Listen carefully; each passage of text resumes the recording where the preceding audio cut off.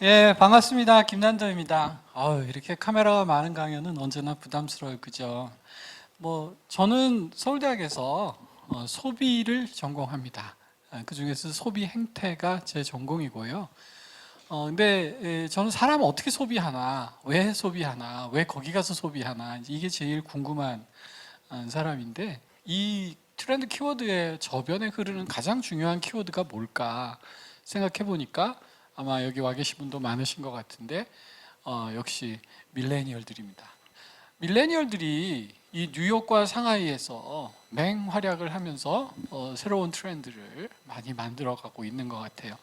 뉴욕은 아시다시피 세계의 실질적인 수도라고 해도 과언이 아닙니다. 유엔에 가입해 있는 나라보다 더 많은 나라의 사람들이 언어를 쓰고 모여 있고 음식을 먹고 옷을 입는 곳이죠. 그러다 보니까 모든 것들이 동등하게 새로 섞여 돌아가면서 트렌드의 하나의 영감의 원천이 되고 있고요. 샹하이도 중국의 경제적 수도라고 할 수 있죠. 베이징은 좀 고리타분하달까 그런 느낌이 있다면 중국 사람들끼리도 상하이 사람들은 자기 중국인이라고 소개하지 않아요. 저희 수업 첫 시간에 각자 이렇게 돌아가면서 소개하세요 그러는데 중국에서 유학 온 학생들은 항상 저는 중국인입니다. 이제 이렇게 얘기하거든요. 근데 한 친구만 저 10년 동안 처음 봤어요. 저는 상하이에서 온 누구입니다. 이 얘기를 하더라고요. 상하이런이라는 사람은 중국인이라고 말하지 않고 난 상하이인이다 이렇게 말할 정도로 아주 특별한 곳입니다. 그래서 이 두 곳에서 저희가 취재한 내용 그리고 제가 트렌드 코리아에서 쓰는 내용들을 한번 이야기해 보려고 해요. 근데 이제 이 두 키워드의 저변을 흐르는 가장 중요한 키워드는 역시 밀레니얼 세대입니다. 아마 여기 작가분들도 많으시고 또 마케팅에 관심 있으신 분들 많으시겠지만 입만 열면 나오는 얘기가 밀레니얼 90년생이 온다 이런 책들도 유명해지고 밀레니얼과 함께 일하는 법 이런 책들이 잔뜩 나오고 있어요. 최근에 밀레니얼에 대한 논의가 아주 굉장히 많아지고 있다. 밀레니얼은 1981년에서 94년으로 보는 분도 있고 95년이나 6년으로 보는 분들도 있는데 이런 세대적 특성을 가진 사람들이 사회의 주류가 되고 있는 거죠. 세대의 문제가 한 20년 전만 해도 아주 가볍게 처리하고 넘어가던 문제가 그냥 나이가 들면 옷을 점잖게 입고 젊으면 예쁜 옷을 입고 이 정도로 생각했었는데 이제는 일하는 방식도 생활하는 방식도 완전히 달라졌다. 그래서 이 젊은 세대, 밀레니얼 세대가 만들어가는 새로운 트렌드를 우리가 이해해야 한다 하는 것입니다. 가끔 그런 분들이 계세요. 특히 이제 연령이 많으신 분들은 야, 우리가 돈도 많고 소비를 더 많이 하고 인구도 더 많은데 왜 맨날 밀레니얼 얘기만 하냐 이제 그런 말씀들 많이 하시는데 사실은 트렌드에 있어서 가장 주역은 밀레니얼 세대라고 할 수 있겠습니다. 일단 세계적으로 봤을 때 인구의 비중이 높아요. 베이비 부머는 제 나이 또래입니다만은 필연적으로 이제 인구가 줄어들 수밖에 없는 상황이 있고요. 구매력도 높아요. 계속 높아지는 경향이 있다. 그래서 시장에서 굉장히 중요한 부분을 차지합니다. 근데 제가 늘 말씀드리는 게 이렇게 수치가 얘기하는 것보다 훨씬 더 중요한 의미가 있다. 밀레니얼들이 하고 있는 소비는 다른 세대의 소비의 조금 어려운 말로 준거점이 된다. 영향을 많이 준다 하는 거죠. 옛날에는 자, 내가 물건을 하나 사야겠는데 냉장고를 하나 산다 이거예요. 그러면 무슨 냉장고를 살까? 잠재적으로 어떤 영향을 받냐면 우리 어머니가 제일 좋아하던 냉장고는 무슨 브랜드? 우리 아버지가 쓰던 텔레비전은 무슨 텔레비전? 역시 텔레비는 어디 거지? 그렇게 하고 이제 그걸 구매하거든요. 근데 최근에는요, 베이비부머 세대들 물건을 구매할 때 어떤 현상을 보이냐면 자녀한테 물어봐요. 특히 딸한테 물어봐요. 요새 냉장고는 어디 걸 많이 쓰니? 요새 냉장고는 어디 게 제일 인기지? 그러면 어머니들이 그걸 사는 거예요. 패션 제품을 살 때도 요새 젊은 애들은 뭘 많이 쓰니? 무슨 빨간색 스카프가 인기지. 그러면 어머니가 빨간색 스카프 끼고 나가서 친구들한테 이거 우리 딸이 골라준 건데 이게 젊은 애들 최신 유행이래 이래요. 근데 어떤 젊은이도 이거 우리 어머니가 골라준 건데 이게 우리 어머니 세대에서 되게 인기래 이렇게 하고 가지는 않는다. 그래서 이런 것을 우리가 대물림이 아니라 대올림이라고 표현합니다. 그래서 bring me up. 그래서 소비의 대올림 현상이 일어나기 시작하고, 그래서 다른 세대들도 이 밀레니얼 세대의 소비를 추종하려는 경향을 보입니다. 그러니까 아까 그래프에서는 밀레니얼 세대들이 뭐 완만하게 증가하고 있다 하는데 실질적으로 시장에 대한 영향력은 훨씬 더 크다 하는 것입니다. 그래서 이 밀레니얼 세대들은 지금까지 없었던 가장 강력한 구매력과 영향력을 갖춘 세대가 지금 등장하고 있다. 우리 이제 사회의 주축이 되고 있다는 것이죠. 그냥 이해하기 쉽게 우리 한국의 85년생을 가지고 얘기해 보도록 하겠습니다. 여기 혹시 85년생 계신지 모르겠는데 85년에 태어난 분이 3살 때 드디어 88 올림픽이라는 게 생겼습니다. 88 올림픽이 사실 3살 때이기 때문에 기억은 할 수 없지만 이분들이 어떤 환경에서 자랐는지는 알 수 있어요. 87년까지 해외여행이 불가능했어요. 제가 대학 들어가서 외국 여행을 꼭 한번 가보고 싶었는데 우리 아버지가 이 미친놈아 무슨 외국이냐 젊은 놈이, 그리고 나라에서도 반대했어. 넌 군대를 안 갔다 왔으니 여권을 줄 수가 없다. 우리는 해외여행이라는 걸 한다는 생각을 젊을 때 할 수는 없었거든요. 근데 88 올림픽을 직접 치르면서 세계 각국의 젊은이들이 우리나라에 오고, 이때 이제 갑자기 신용카드 인프라가 깔리기 시작하고 심지어 시내에 공중화장실도 이때 생기기 시작했어요. 그러니까 우리 세대는 그 변화를 몸으로 눈으로 봤지만 이 밀레니얼 세대는 이런 글로벌하고 해외와 교류하는 대한민국이 굉장히 자연스러운 이제 그런 풍토에서 자랐다 하는 것이고, 92년에 서태지와 아이들이 데뷔를 했습니다. 이거는 굉장히 중요한 사건입니다. 지금 BTS도 유명하고 유명한 가수들이 많지만 서태지와 아이들만큼 임팩트 있는 사람은 없다. 이분의 음악이 훌륭한 것도 있지만 어떤 점에서 저는 주목하냐면 그 서태지와 아이들 이전에는 대중문화란 대학 들어가고 나서 향유하는 것이었어요. 그래서 이제 대학을 들어가면 저 이때 팝송을 듣고 가요도 좀 수준 있는 걸 듣고 클래식도 듣고, 그러니까 문화상품이라는 걸 20대 이후에 듣는 것이었거든요. 근데 서태지와 아이들이 등장하고 나서 이걸 초등학교 고학년까지 10대 13, 그러니까 13살 이때까지 확 잡아 끌어내렸습니다. 그래서 문화적 세례를 어릴 때부터 받은 세대라는 거죠. 그러니까 문화의 개념이 우리하고 다르다 하는 것이고요. 97년에 외환위기가 있었는데 제가 외환위기보다 훨씬 더 중요하다고 생각하는 사건은 윈도우 95가 11살 때 나왔다 하는 것입니다. 그러니까 뭐냐면 이제 학교에서 글을 배우기 시작하고 세상을 알기 시작할 때 컴퓨터를 이제 익숙하게 다루기 시작했다는 것이죠. 컴퓨터의 등장은, 그리고 그의 뒤이은 인터넷의 등장은 이 디지털 마인드와 디지털 리터러시를 극적으로 높아졌어요. 그러니까 그 이전 세대하고 완전히 커뮤니케이션하는 방법이 다릅니다. 그리고 월드컵이 17, 19 이때 개최가 됐습니다. 월드컵은 또 대단한 경험입니다. 우리 같이 빨간 옷 입고 나가서 대한민국이 세계 4강에 드는 그런 경험을 했던 세대인 거거든요. 그러니까 세계를 보는 눈이 다르다 하는 거죠. 이 세대가 그동안 이제 대학 때 공부를 하고 사회에 나갈 준비를 하다가 드디어 이제 사회의 중역이 되기 시작하고, 드디어 가정을 꾸리고 결혼하지 않더라도 자기가 독립하면서 새로운 소비를 시작하는 소비의 주축이 됐다는 거죠. 그러니까 소비의 지형이 바뀔 수밖에 없고 문화의 지형이 바뀔 수밖에 없고, 너도 나도 이제서야 도대체 밀레니얼 쟤네들은 누구냐 하는 소리가 나올 수밖에 없어졌다 하는 것입니다. 그래서 이런 밀레니얼들의 여러 가지 특성을 감안해서 지금부터 제가 한국 또 뉴욕 또 중국에서 취재한 키워드들을 말씀드려 보도록 하겠습니다. 첫 번째는 멀티 페르소나라는 키워드입니다. 페르소나란 가면을 의미합니다. 칼 융이라는 사람이 인간은 페르소나를 가지고 있고 이 페르소나를 상황에 맞게 바꾸어 쓴다, 이런 표현을 한 적이 있는데요.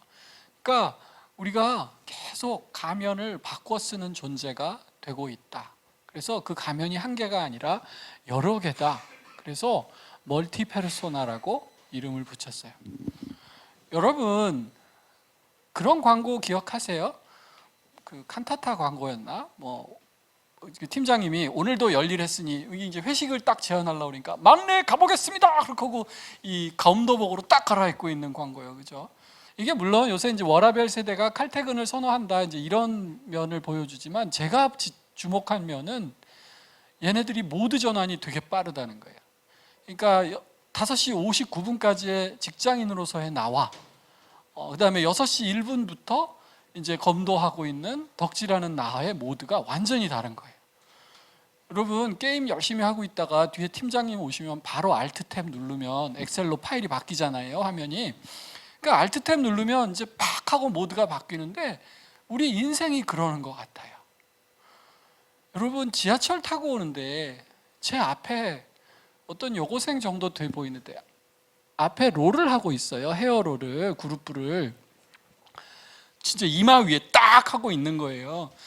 그래서 요즘 애들은 저렇게 그룹부를 지하철에서도 하네 그랬는데 수업을 들어갔는데 앞에 앉은 여학생이 또 여기다 딱 하고 있는 거예요. 그래서 저는 저게 뭘까? 새로운 패션일까? 굉장히 궁금했어요. 제 분석은 이래요. 여러분 어떻게 생각하세요? 왜 그룹부를 그렇게 하고 다닐까요? 제 분석은 이래요. 우리 메이크업 해주시는 분한테 들었는데 그룹부는요 오래 하면 할수록 여기 앞머리에 볼륨감이 산대요. 그래서 이제 오래 할수록 이쁘다는 거예요. 얘네들이 언제 그룹부를 푸냐면 남자친구 만나기 1분 전에 뗀다는 거죠. 그러니까 남자친구 만나기 1분 전까지 지하철에서 보이는 너나 또는 지금 강의하고 있는 교수님이나 다 의미 없는 타인이라는 거예요. 나에게 유일하게 중요한 건 내 남자친구, 걔한테 이뻐 보이고 싶다 이거죠. 저는 무슨 생각을 하냐면 이 그룹부가 어쩌면 가면일지 모른다. 내 남자친구에게서 진짜 내 이쁜 모습을 보여주기 위해서 이 가면에서 저 가면으로 바꿔 쓰는 거죠. 그러니까 상황에 따라 사람에 따라 내 의견이 달라지는 거죠. 요새 이제 회사에서 부장님들이나 상무님들하고 얘기해 보면 굉장한 불만이 하나 있습니다. 이 자식들이 엘리베이터에서 만났는데 인사를 안 한대요. 그리고 꼭 귀에 에어팟 끼고 있고 다 하고 있다는 거죠. 에어팟은요 정말 중요한 도구입니다. 이건 음악을 듣는 도구가 아니고 내 방패이자 가면인 거예요. 내가 8시 59분까지는 자연인 난 거죠. 이걸 끼고 있는 한은. 그러니까 상무님이든 사장님을 만나도 내가 인사할 이유가 없는 거예요. 그래서 9시 정각이 되면서 이거를 뽑으면서 이제 드디어 알트 탭 누르고 직장인 모드에 들어간 거예요. 그러면 그때부터 부장님 안녕하셨어요? 유능한 직장인이 되는 거죠. 사람들이 정체성을 수시로 바꾼다. 특히 이게 중요해지는 게 아까 말씀드린 SNS 경험 때문입니다. 우리 때는요 I love school이라는 게 있었어요. 그래서 너도 나도 I love school을 다 했어요.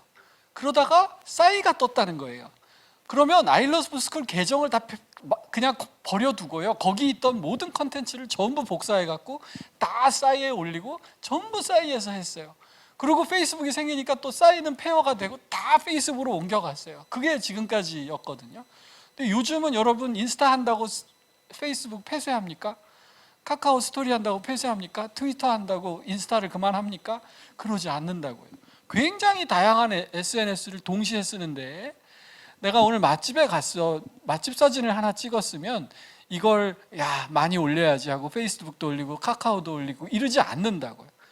인스타에는 맛집하고 패션, OOTD만 올리고 트위터에는 내 정치적인 견해를 올리고 페이스북에는 나의 유식함을 올리고 그러니까 이 SNS 플랫폼에 따라서 표현하는 내가 다르다는 거예요.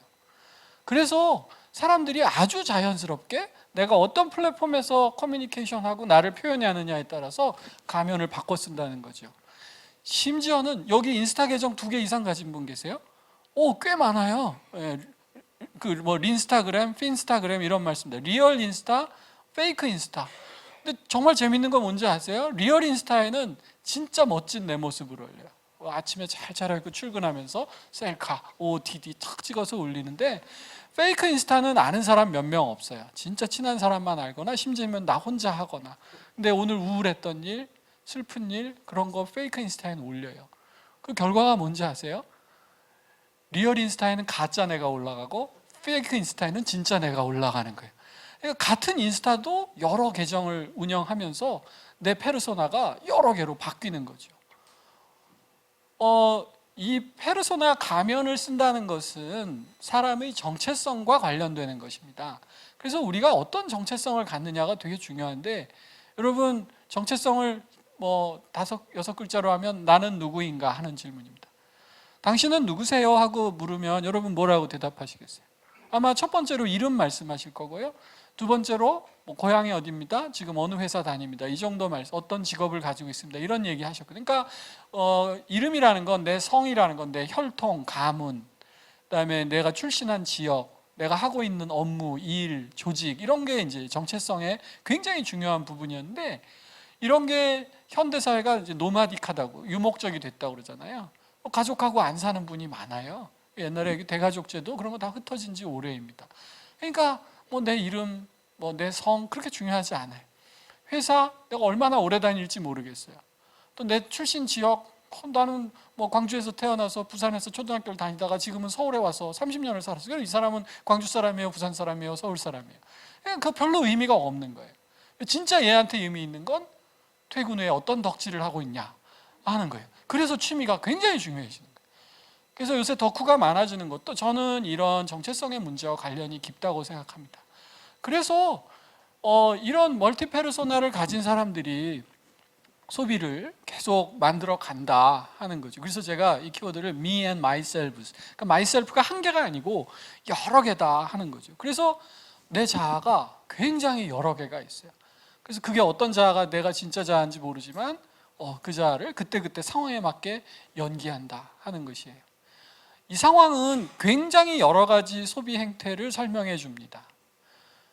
그저께 신문을 보니까 그 어디지? 노브랜드라고 이제 거기서 파는 정말 저렴한 햄버거하고 뭐 쉑쉑버거나 뭐 조니로켓 같이 무지무지하게 비싼 프리미엄 버거가 동시에 많이 팔리고 있다. 어정쩡한 버거가 오히려 안 팔린다.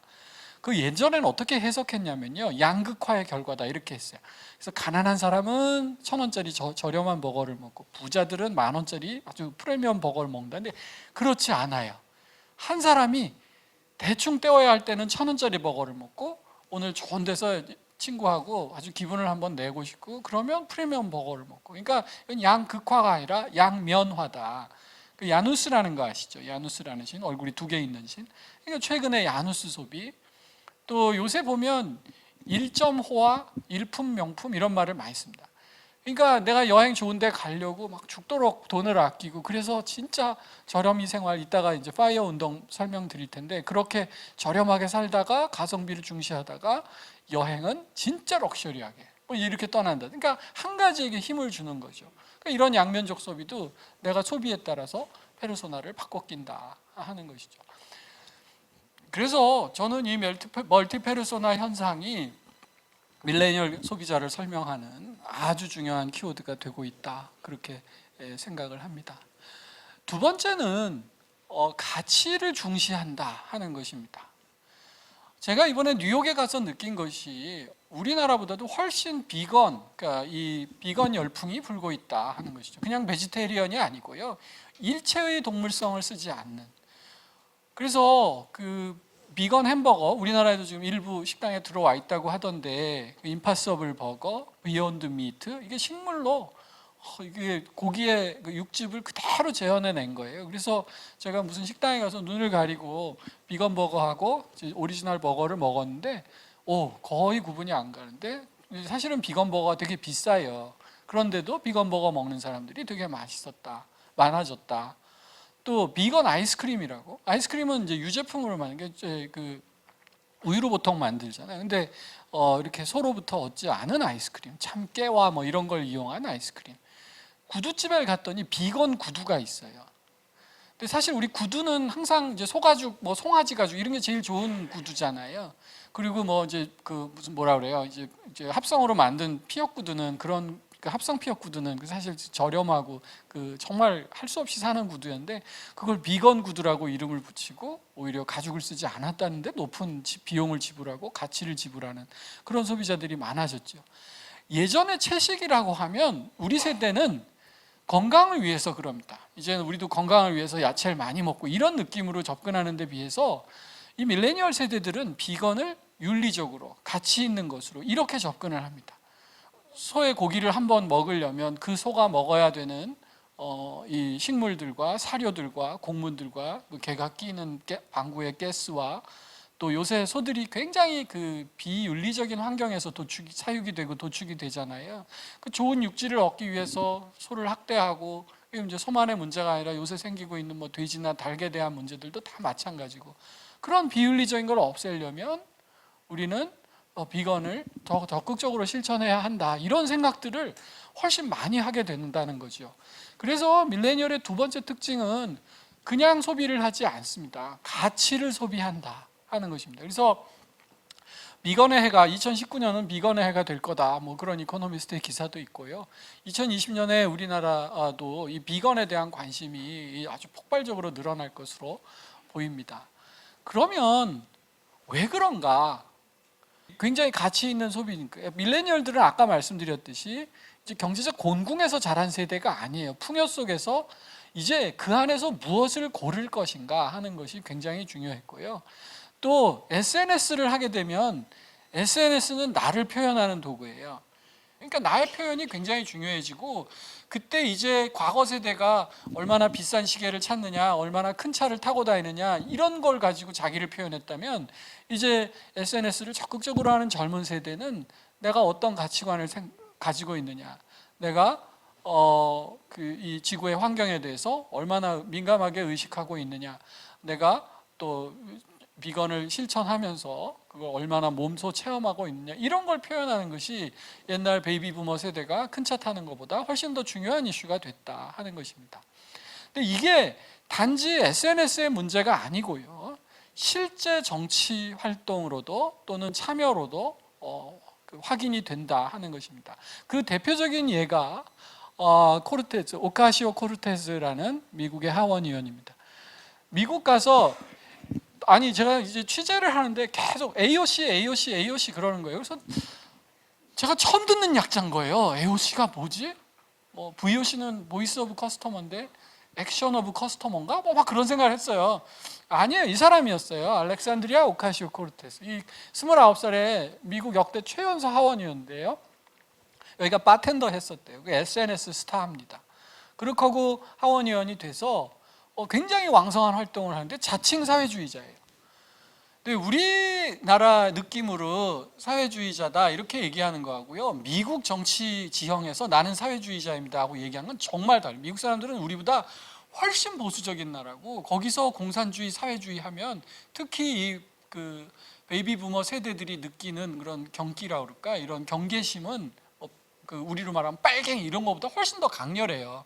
근데 그런 정치 지형에서 나는 사회주의자라고 밝히고, 그리고 당선이 되고, 지금 미국 진보에 거의 스타가 될 수 있었던 그 이유 중에 하나는 아까 말씀드린 대로 이 밀레니얼 세대들이 가지고 있는 그런 진보적인 어떤 의식 같은 것들이 굉장히 중요해지고 있다 하는 것이죠. 이거는 지금 오해하지 마십시오. 우리나라 뭐 진보 보수의 그 맥락에서 말씀드리는 건 아니고요. AOC 활동, 특히 얼마 전에 그 아마존이 뉴욕으로 본사를 옮기겠다고 했는데, 우리 같은 지방자치단체장들이 막 그런 거 유치 못해서 난리고 막 세금을 할인해주고 난리가 날 거잖아요. 여기가 반대해서 못 오게 막았어요. 그러니까 그런 글로벌 대기업이 오면 우리 동네에 젠트리피케이션이 생기고 소상공인들이 다 죽는다, 우리 그런 거 필요 없으니 오지 말라, 그래서 막았던, 그래서 굉장히 화제가 됐던 그런 활동도 있고요. 그래서 그 젊은 사람들이, 미국의 젊은이들은 맨 이제 춤추고 파티하는 것만 좋아하고 정치에 너무 관심이 없어서 큰일이다 다 걱정을 했는데, 아니에요. 요새 미국의 밀레니얼들은 아주 정치에 관심이 많습니다. 그 이유가 뭘까 생각을 해봤는데, 제가 오큐파이 월스트리트 데몬스트레이션이 있었거든요. 거기서 하나의 답을 찾았어요. 이때 이제 세계 금융위기 생기고 나서 미국인들의 꿈이 자기 집 갖는 거거든요. 젊을 때 집 사서 매달 몇천 불씩 다운페이를 이제 그 모기지를 계속 갚아 나가면서 한 30년쯤 후에 이제 이게 내 집이 되는 거예요. 이게 이제 미국인의 아메리칸 드림인데, 이 월가의 잘못된 금융 상품을 해서 그 꿈을 날린 사람들이 너무 많아요. 그래서 이제 미국에 아주 큰 경제 위기가 왔는데, 너무 역설적인 게 그 사건의 원인을 제공했던 월가의 경영자들은 천문학적인 보너스를 챙기고 도망을 간 거예요. 그러니까 사람들이 분노했죠. 그리고 그 월스트리트 이번 TVN 취재 때도 제가 거기서 리포트를 한번 했는데, 거기서 이제 소위 그 오큐파이 월스트리트 데모를 한 겁니다. 그때 나온 구호가 99%야 모이자, 뭐 이제 이런 내용입니다. 제가 그 숫자를 보면서 옛날 생각이 났어요. 제가 대학에 딱 갔더니 이제 너희들이 고등학교 때 몰랐던 현실을 알아야 된다는 거예요. 그러면서 이제 읽은 책들이 주로 이제 이 사회는 너무나 불평등하다. 그래서 파레토 법칙 뭐 이런 게 나와요. 상위 20%가 부의 80%를 가지고 있는 거다. 어린 저는 정말 놀랐어요. 내가 생각했던 것보다 우리 사회는 진짜 불공평하구나, 그런 생각을 했거든요. 그 기억이 나는데, 이제 20대 80이 아니라 1대 99라는 거예요. 그러니까 이 세계 경제가 플랫폼 경제화한다 이런 얘기 하잖아요. 우리 이제 우버나 뭐 이제 이따 공유 경제 얘기 많이 하겠지만, 우버 같은 게 생기면 우리가 이제 찾아뵙기도 쉬워지고 뭐 굉장히 좋아지지만, 이게 부의 분배라는 입장에서 생각하면, 예전에는 이 부를 택시 회사랑 택시 기사랑 뭐 이렇게 다 나눠 가졌거든요. 근데 이제는 우버라는 플랫폼이 거의 모든 수익을 다 가져가고, 그 밑에 있는 우버 드라이버들은 뭐 보험이라든지 뭐 퇴직금이라든지 산재라든지 이제 이런 혜택 전혀 받지 못하고 소위 말하는 기근 노동으로 몰리는 거예요. 그렇게 되면 진짜로 부해가 20대 80이 아니라 1대 99로 하는 거죠. 그러니까 그 소수의 자본과 플랫폼을 가지지 못한 자들이 99%고, 그 분노가 모여서 하나의 표출된 사건이 오큐파이 월스트리트 시위가 아니었던가, 그런 생각을 하는 거죠. 그러니까 이걸 누가 가르쳐주지 않았지만 저는 밀레니얼 세대들이 이 위기의식을 몸소 느끼고 있다고 생각합니다. 그리고 그런 것들이 아까처럼 미국에서 금기시됐던 그런 진보적 정치인에 대한 지지, 이런 것들로 나타나는 거죠. 그 다음에 한 가지 얘기하고 또 싶은 게 파이어 운동이에요. 파이어는 준말인데요, 그냥 불이 아니고요, Financial Independence and Retire Early 하는 운동의 일부입니다. 그러니까 빨리 경제적 독립을 이루어서 일찍 은퇴하자 하는 운동입니다. 이분이 그랜트 사바티어라고요, 파이어 운동하는 되게 하는데 우리나라에도 나왔습니다. 여기 있네요. Financial Freedom이라는 책을 쓴 분인데, 제가 이제 브루클린인가 이분 자택에 가서 인터뷰를 했는데, 이분 참 대단하더라고요. 저는 처음에 이제 인터뷰 가기 전에 자료 읽잖아요. 또 이렇게 일찍, 요새 고령화 시대잖아요. 90, 100까지 살 텐데 저렇게 일찍 은퇴해서 뭐 하지? 우리는 되도록이면 은퇴를 늦게 하고 싶어서 난리인데 얘는 좀 이상하다, 이런 생각을 했는데 만나보니까 이상한 게 아니에요. 이 친구가 대학을 졸업하고 정말 자기가 100만 불, 200만 불을 꼭 모아야겠다, 그래서 돈 걱정 없이 살고 싶다, 이 생각을 했다는 거예요. 그래서 정말 짠돌이 생활을 합니다. 그래서 실내 온도 12도에 뭐 전부 무료 쿠폰하고, 뭐 하루에 14시간씩 근무하고, 약혼 반지 다 가짜 다이아몬드로 해결하고. 그래서 인터뷰할 때 사모님이 안 계셨나 봐요. 아무튼 그 출고된 20년짜리 자동차를 타고 뭐 이래가지고 그때 몇 년이지 정확히 기억나는데 한 5년 안에 100만 불을 모은 거예요. 그래서 저는 그게 너무 궁금했어요. 오케이, 이렇게 사는 건 내가 이해하겠다. 근데 그렇게 해서 돈 모아서 은퇴하고 그 다음에 뭐 하려고 물었더니 그 다음에 대답이 너무 멋있어요. 내가 돈에 구애받지 않고 하고 싶은 일을 하고 싶다 하는 거예요. 그래서 너 하고 싶은 일이 뭔데? 그랬더니 내가 지금 갖고 있는 이런 생각들을 다른 사람들한테 전달하고, 그리고 편하게 앉아서 내 생각을 정리한 책을 내고 싶다는 거예요. 그래서 낸 책이 아까 그 책이고, 이 사람은 그 책 기반으로 세계를 돌아다니면서 강의합니다. 근데 진짜 재밌는 게 뭔지 아세요? 돈에 구애받지 않고 자기가 하고 싶은 일을 하는데 옛날보다 더 벌어. 그래서 이건 뭐지? 제가 좀 그런 생각은 들었는데, 이런 생각을 하는 젊은이들이 되게 많아졌어요. 그러니까 베이비 부머 세대처럼 예전에 어떤 절대 빈곤에서 벗어나지 않으면 안 된다는 그런 절박함에서 좀 탐욕스러운 거예요. 계속 돈이 모으고 집이 있는데 또 더 큰 집을 사야 되고, 이런 생활이라면 그게 아니라 나는 지금 미니멀하게 내가 즐길 수 있는 이 순간을 잘 살 수 있고, 내가 하고 싶은 일 하면 된다. 내가 멀쩡한 셔츠가 있는데 여기에 무슨 명품 로고가 붙은 더 좋은 셔츠를 사기 위해서 저렇게 초과 근무를 하고 회사에서 상사한테 갑질을 당하고 이렇게 살고 싶지 않다, 이런 생각들이 굉장히 강해지는 거죠. 그래서 소유의 측면에서 보면 굉장히 미니멀한 삶을 삽니다.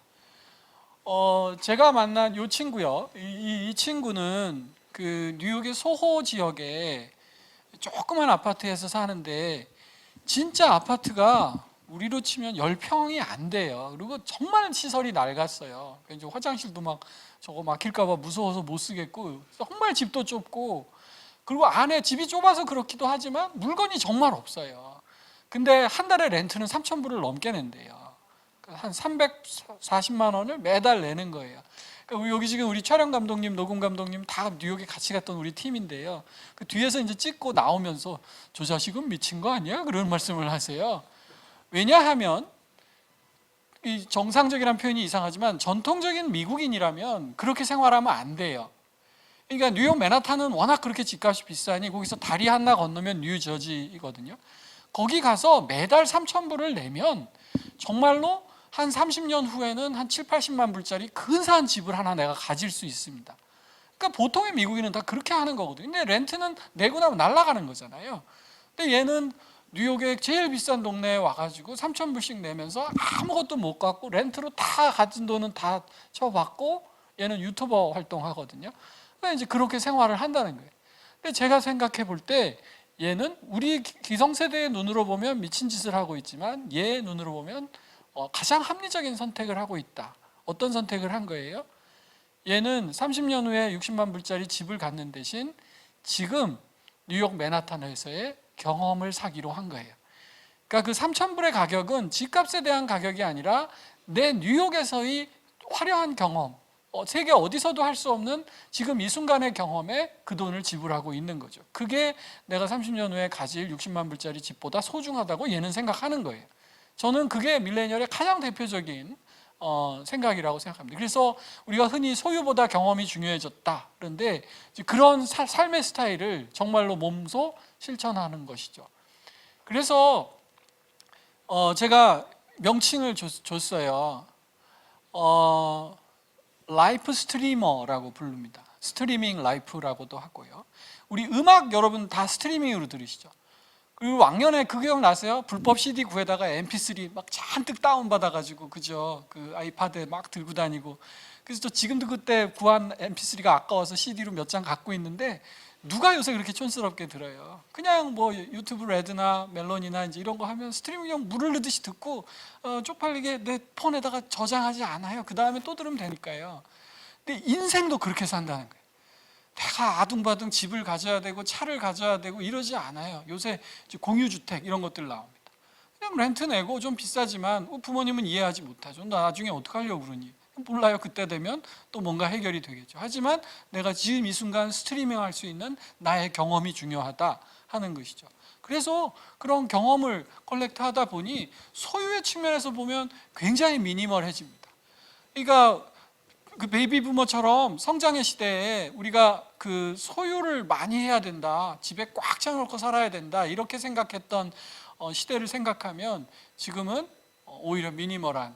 그래서 요새 그 뭐 콘도 마리에의 뭐 많이 버리고 살자 뭐 이제 이런 류의 미니멀리즘 같은 게 굉장히 뜰 수 있는 배경이 그게 내 삶의 가치를 소유해 두는 것이 아니라 경험해 두기 때문에 나오는 그런 현상이다 하는 것입니다. 발걸음을 돌려서 상해에 가보도록 하겠습니다. 제가 샹하이에 가서 되게 느낀 것은 복고가 굉장한 중국 젊은이들에게도 인기구나 하는 것이었어요. 약간 잘난 척을 하면 여러분 뉴트럴한 단어 많이 쓰시죠?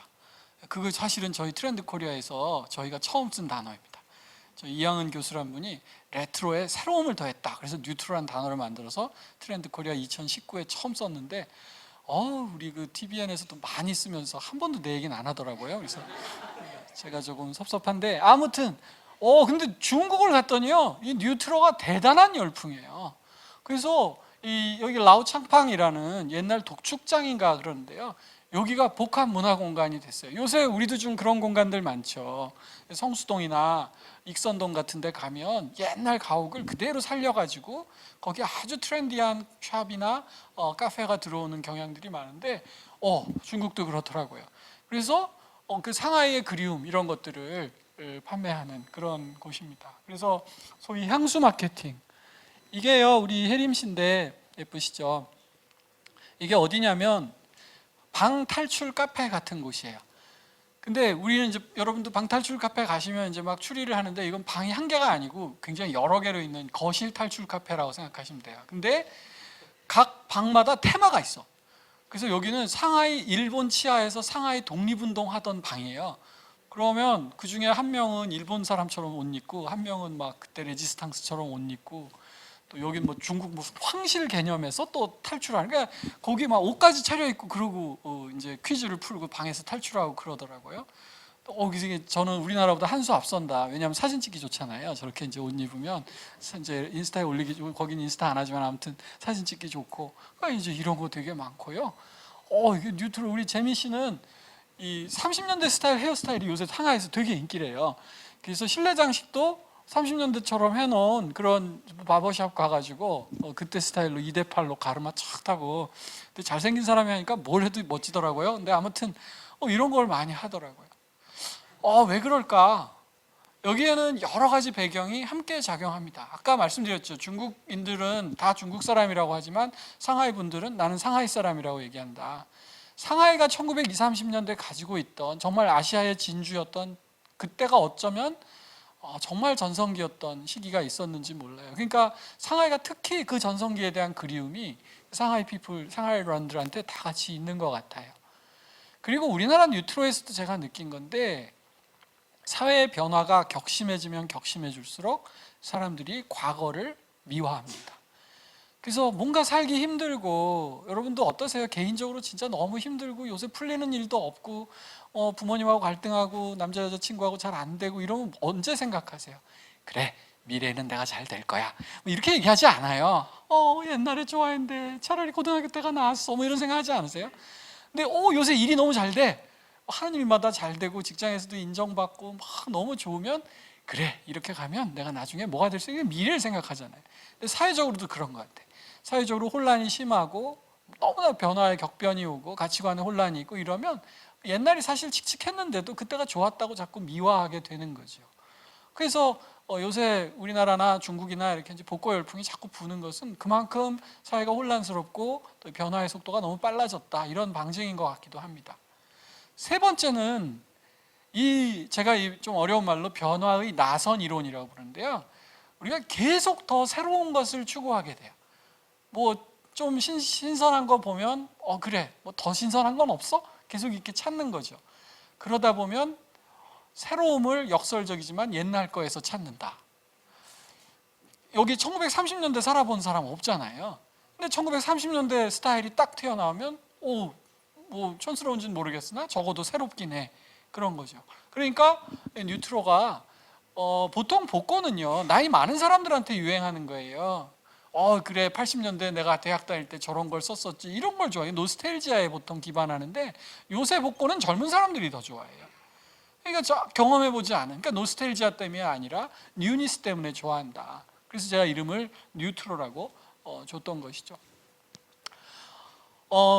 중국이 굉장히 자랑하는 것이, 사실 우리나라가 뭐 인터넷은 세계 최강이고 뭐 세계 가장 큰 전자회사를 가지고 있고 그렇게 생각하지만 아닙니다. 이 모바일 기반, 이 인터넷 기반은 중국이 우리보다 앞서 있는 것 같습니다. 이 중국의 모바일 세대는 모모 세대라고 보통 부르는데 정말 대단해요. 그래서 이 친구들이 이 모바일 문화 또 공유 문화를 엄청나게 빨리 그리고 확산시키고 있다. 그 중에 한 예가 이제 틱톡입니다. 15초 안에 모든 걸 끝내는 거죠. 이 틱톡이 갖고 있는 이 잠재력을 보면 정말 지루할 틈이 없어요. 지금 보면 페이스북, 유튜브 이런 것보다 훨씬 더 빨리 성장하고 있고요. 그러니까 뭐 기승전결 이런 게 필요 없는 거죠. 그냥 한순간에 빵 터트리고 그걸로 재밌거나 재미없거나 하면 끝내는 거죠. 그래서 굉장히 순간적으로 변하고 있다. 그래서 그 모멘트 콜렉터라고 저희가 이름을 붙였는데, 그 순간순간을 잡아내는 소비자들, 젊은 소비자들이 많아졌다 하는 것이고요. 또 하나, 중국의 공유 문화입니다. 우리도 요새 뭐 이제 길거리 보면 공유 킥보드나 뭐 이제 요새 공유 차량 문제 때문에 뭐 이제 갈등도 있고 막 그런데, 중국은 그 디디 출신이나 이게 뭐 택시 부르고 공유 차량 뭐 이런 게 몇 년 전부터 이미 자리를 확고하게 잡았고요. 뭐 중국에는 뭐 공유 농구공, 뭐 공유 자전거, 뭐 별의별 공유가 다 있어요. 그 중에 이제 인터넷 상거래에서도 지금 공유를 지금 하고 있는 것이 있는데, 여기 보시는 것이 핀더더라는 사이트입니다. 우리가 이제 중국의 전자상거래 업체 그럼 알리바바 제일 먼저 떠오르죠. 그 다음에 징둥이라고 굉장히 큰 이 두 개가 양대 산맥인데, 요새 핀더더가 놀라운 속도로 성장을 하고 있습니다. 그 핀도더가 왜 그렇게 떴는데, 저희 학교에도 이제 중국인 학생들이 있거든요. 너 핀도더 하니? 하긴 해요. 그러면 왜 하니? 싸니까요. 하는 거예요. 정말 저렴하다는 거예요. 그래서 핀도더는 확실한 비즈니스 모델을 가지고 있어요.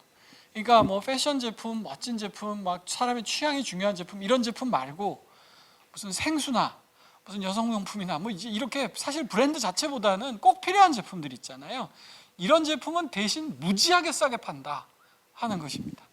그래서 요새 이 핀도더의 성장 그 속도 한번 보세요. 다른 비즈니스 모델하고는 차이가 정말 놀라울 정도로 빠른 속도로 성장을 하고 있습니다. 그래서 핀도더에 들어가면, 예를 들면 내가 이제 무슨 뭐 속옷을 하나 사겠다, 그리고 클릭을 하면 지금 사시면 199위안이고 공동구매로 사시면 119위안입니다. 이렇게 뜬다는 거예요. 그러면 당연히 공동구매로 사겠죠, 그죠? 이거 누르면 그 다음에 이제 위챗이 연결이 돼서 지금 이 제품을 필요로 하는 중국 내 다른 소비자들하고 연결을 시켜서 개수가 차면 공동구매해서 119위안에 구매할 수 있다는 거예요. 그래서 근데 제가 중국 학생한테 물어봤어요. 그래서 핀도더 많이들 해? 그랬더니 제 친구들 중에 하는 애들 많아요. 근데 저는 잘 안 해요. 근데 걔 되게 베이징 출신의 부자예요. 이런 애들은 안 해요. 그거 알리바바나 징둥에서 좋은 거 사요. 그 다음에 저희 부모님들 안 하세요. 그래요. 부모님들은 공동구매 되게 부담을 느낀대요. 모르는 사람과 같이 뭔가 물건을 사고 나중에 나누고 이런 과정이 되게 불편하다고 느낀다는 거예요. 근데 핀도더는 중국이 이제 1선, 2선, 3선, 4선 도시라는 개념이 있거든요. 그러니까 뭐 베이징, 상하이 이런 데를 1선 도시라고 그러고, 그거보다 조금 이제 작은 도시, 그래도 우리나라 서울보다 커요. 이제 그런 도시를 2선 도시라고 그러는데, 3선, 4선 도시, 아직 개발이 좀 덜 된 그런 도시. 근데 여기가 인구 규모는 중국의 반이 넘습니다. 그러니까 여기 3선, 4선에서 특정한 생필품은 정말 저렴하게 살 수 있는, 그래서 이제 위챗을 통해서 링크를 공유하고 거기서 이제 공유해가지고 이제 제 위챗 그 친구들 중에서 이 제품이 지금 필요한 사람들끼리 모여가지고 살다는 거죠. 그래서 핀도더 이 플랫폼 안에서는 모르는 사람하고도 같이 구매를 할 수 있는 이제 그런 비즈니스 모델을 가지고 있다는 거죠. 제가 예전부터 중국은 주목하는 게, 여기는 일자녀 정책을 핀 지 30년이 지났어요. 그러니까 기본적으로 중국 사람들은 형제가 없어요. 젊은 세대는. 그래서 역설적으로 모르는 사람하고 뭘 같이 도모하는데 거부감이 또 없어요. 그러니까 우리보다 혼자라는 생각이 더 강하니까 이 소셜이나 인터넷을 통해서 모르는 사람과 같이 뭔가 할 수 있다는 생각에 대해서 우리보다 더 개방적인 것 같아요. 그래서 이런 비즈니스 모델이 나왔고 세계적인 성장을 하고 있다 하는 것입니다. 그 다음 키워드는 업글 인간이라는 키워드입니다. 업글은 여러분 아시는 그 업그레이드의 업글입니다. 요즘은 자신을 업그레이드 시키려는 젊은 밀레니얼 세대들이 굉장히 늘어났다 하는 것입니다. 제가 밀레니얼 세대 직장인들하고 인터뷰를 좀 해봤거든요. 그랬는데 제가 굉장히 놀랍게 들은 발화가 하나가 뭐냐면, 저는 승진보다 성장이 중요해요, 이런 얘기를 하는 거예요. 제 제자 하나가 이제 회사 열심히 다니던 친구인데 이제 결혼한다고 인사를 하러 제 방에 왔어요. 그래서 요새 어떻게 지내? 그랬더니 뭐 재밌어요. 무슨 잘 지내요. 그래서 이제 과장 돼야지. 언제 되면 과장인가? 그러니까 저는 승진은 관심 별로 없어요. 그러면서 근데 우리 회사에서요, 이번에 사장님 지시로 무슨 특별 팀이 하나 만들어졌는데 제가 거기 꼈어요. 그래서 그걸 너무 좋아하는 거예요.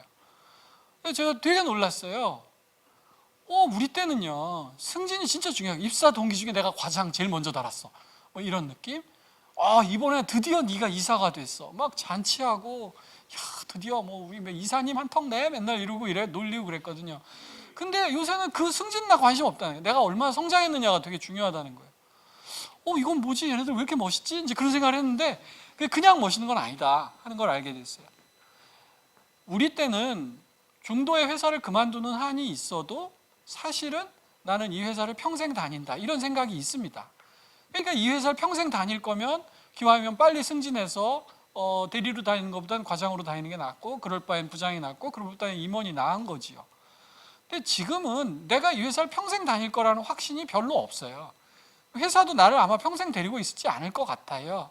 그렇다면 내가 직급이 올라가는 게 사실 별 의미가 없는 거죠. 오히려 이 회사 안에서 내 확고한 업무 역량을 얼마나 갖출 수 있느냐 이게 훨씬 더 중요한 거지. 그래야 회사를 딴 회사로 옮긴다든지 내가 창업을 한다든지 요새 은퇴도 일찍 하고 대신 수명은 길어졌잖아요. 그러니까 이제 은퇴하고 화초만 갖고다 죽을 수는 없단 말이에요. 그러려면 내가 내 자신의 역량을 가지고 있어야 한다 하는 생각들이 강해지고 그러니까 나 승진 안 해도 좋으니 대신 업그레이드 돼야겠다, 성장해야겠다 이런 생각을 한다는 거죠. 비슷한 생각이 옛날에도 있었습니다. 옛날에 제가 트렌드 코리아 2013인가 어디에 스펙을 높여라 이런 키워드를 쓴 적이 있어요. 예전에도 스펙을 높이려는 우리 작업들을 되게 많이 했어요. 근데 스펙하고 업글은 굉장히 달라요. 스펙은 업무와 관련된 게 많아요. 이번에 우리 회사가 중국에 지사를 내는데 회사 안에 중국어 할 수 있는 사람이 없어. 그럼 내가 막 새벽반에 밤반에 중국어 배워가지고 거기 이제 거기 과장이 되고 이러는 거죠. 또는 입사를 하려는데 얘네들은 뭐 토익이 몇 점인데 나는 그보다 20점이 높으면 내가 뽑힐 거야. 이래서 내가 영어 공부를 더 열심히 하는. 그래서 스펙은 업무와 관련이 있거나 딴 사람보다 내가 더 얼마나 더 나아지는가 이게 되게 중요하거든요. 근데 업글은 딴 사람이 중요하지 않아요.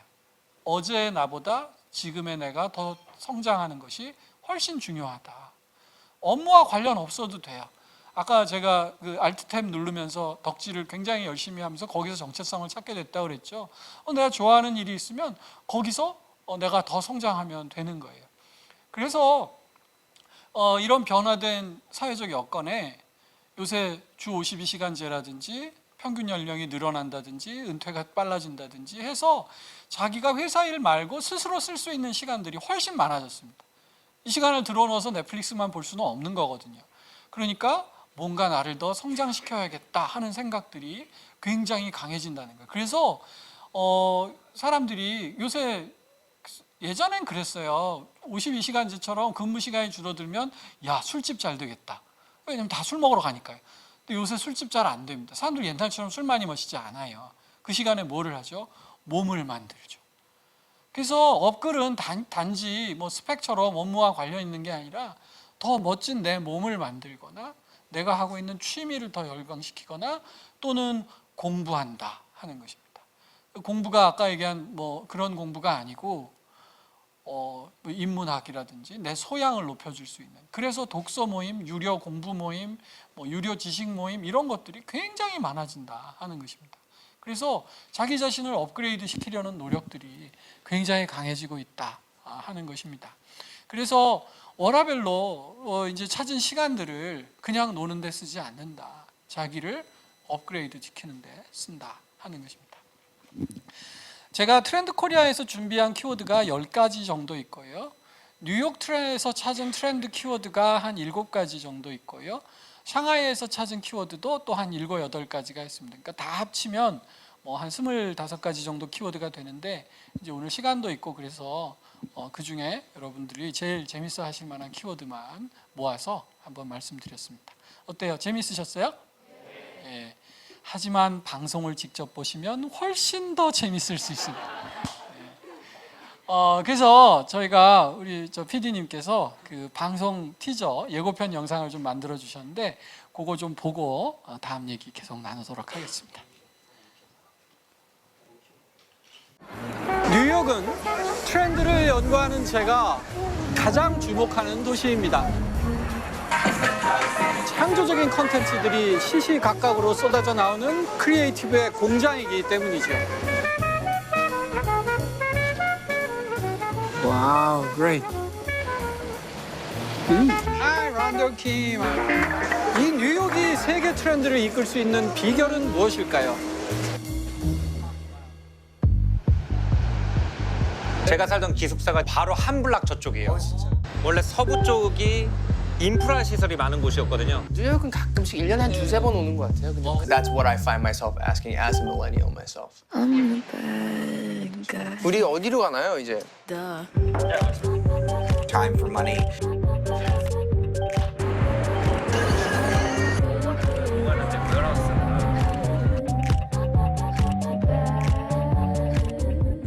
Oh my God, this is amazing. 이제 뉴욕만큼이나 주목해야 하는 도시가 상하이입니다. 급변하는 글로벌 트렌드를 스펀지처럼 빨아들이고 있는 도시 상하이. 中国有13亿的人口，这一块1亿的每一个人其实花掉100块钱。 다른 사람에게 돈을 벌어야 한다면, 설득해야 한다면 트렌드를 봐야 합니다. 옛 것과 새 것이 공존하는 이 도시를 여행하면서 우리는 정말 많은 젊은이들을 만났습니다. 밀레니얼 세대, 20대, 이 젊은 세대가 트렌드를 만드는 핵심에 있구나.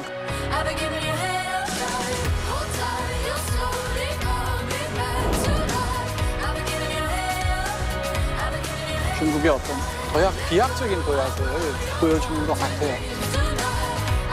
진짜 신기하다. 끊임없는 서프라이즈가 기다리고 있는 것 같아요. 재밌을 것 같지 않으세요? 네, 박수 한번 쳐주세요.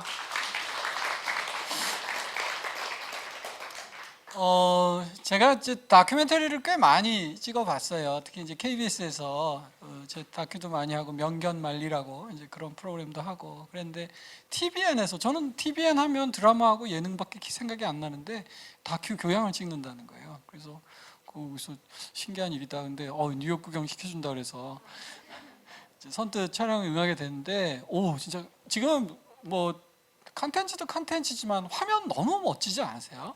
지금 여기 카메라 지금 6대에 와 있는데 여기 이 감독님들이 지금 대한민국 최고의 촬영 감독들이십니다. 이분들이 박수도 한번 주시고. 보통 해외 촬영 가면 오디라고 캐논 5D 하나 들고 감독님하고 PD님하고 저하고 셋이 가서 찍고 오거든요. 근데 지금 이따만한 버스에 꽉 차게 상하이 같은 경우는 20몇 명이 같이 갔어요. 그래서 저 TVN이요 드라마하고 예능에서 번 돈을 다 여기다 썼습니다. 그래서 사상 최대의 제작비를 자랑하는 아주 재밌는 다큐를 완성을 했고요. 또 저뿐만이 아니라 제 뒤로 제 앞이 될 수도 있고 김영하 작가님, 김정훈 교수님 이런 분들이 또 아주 재밌는 많이 만들어 주셨으니까요. 여러분 많이 좀 봐주셨으면 좋겠습니다. 그리고 다시 파워포인트 좀 돌려주세요. 이제 오늘 강의를 맺는 말씀을 좀 드리고자 합니다. 우리 인간은 경험의 동물입니다. 그래서 어제까지 내가 살아왔던 경험을 토대로 오늘의 행동을 결정하죠. 그죠? 오늘 어떤 선택을 할까 고민이 될 때 예전에 이런 일이 있었으니까 이렇게 선택을 해야 돼. 그게 당연한데 류진바오라고 그 타이완의 자이언트란 자전거 만드는 회사 회장님이 하셨던 말씀인데 현재를 결정하는 것은 과거가 아니다. 미래의 변화다. 어장이 마르기 전에 물고기를 길러라 이런 말씀을 하셨다고 합니다. 저는 이 말씀이 참 멋지다고 생각하는 것이 제가 트렌드를 연구해서 그런 것이 아니라 정말 이렇게 격변하는 세상에 언제 내 치즈가 없어질지 모르는 세상에 과거의 경험이 아니라 미래의 어떤 상황이 나를 필요로 할 것인가를 생각하고 그 고려를 바탕으로 현재의 내 행동을 변화시켜 나가는 것, 그것이 바로 우리가 트렌드를 공부하고 관심을 갖는 이유가 아닌가 생각을 합니다. 오늘 강연 또 앞으로 보여드릴 제 책, 이 방송이 여러분에게 행동의 근거가 될 수 있는 미래의 모습을 제시할 수 있기를 기대합니다. 경청해 주셔서 고맙습니다.